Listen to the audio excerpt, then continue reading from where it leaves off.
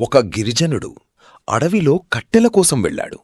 కాని ఆ రోజు అతను చాలా లోపలికి వెళ్లి దారి తప్పిపోయాడు. చీకటి పడింది. చుట్టూ జంతువుల గర్జనలు వినిపించాయి. ప్రాణభయంతో అతను దగ్గర్లో ఉన్న ఒక చెట్టు ఎక్కాడు. ఆ చెట్టు బిల్వ చెట్టు.